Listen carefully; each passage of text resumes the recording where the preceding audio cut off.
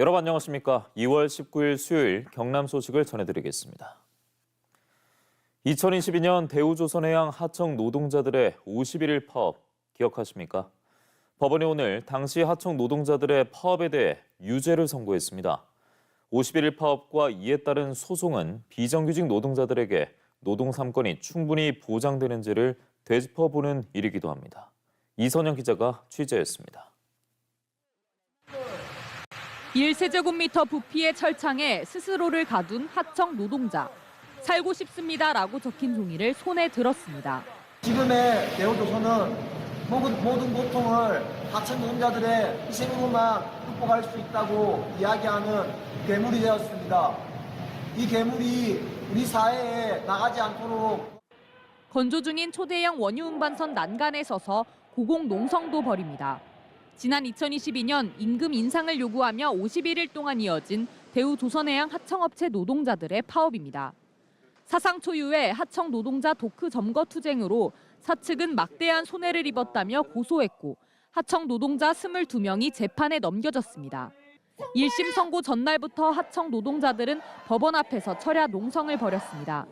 뺏긴 권리를 찾기 위해 투쟁한 50일간의 파업은 헌법에 보장된 너무도 당연한 권리입니다.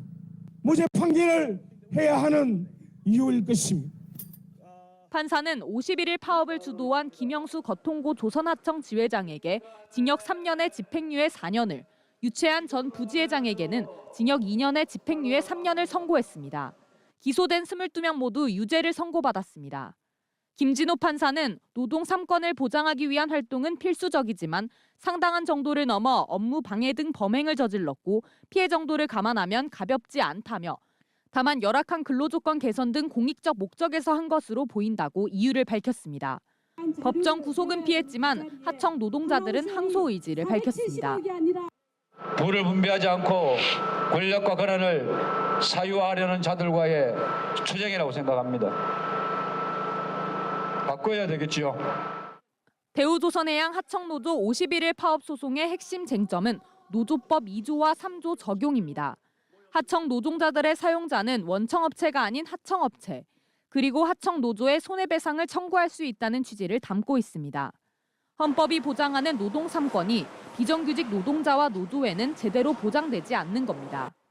우리나라 이중구조 자체가 법을 해석하는 거는 좀 결국에는 좀 한계가 있는 게 실질적 지배력이 뭐 미치냐 안 미치냐 이런 거를 법원 가서 재판 끝날 때까지 다퉈보지 않으면 사실 누가 알겠습니까? 결국에는 노조법 2, 3조 개정이 노조법 2조 3조 개정을 골자로 하는 노란봉투법 개정 움직임은 10년 넘게 계속되고 있지만 여전히 국회 문턱을 넘지 못하고 있습니다.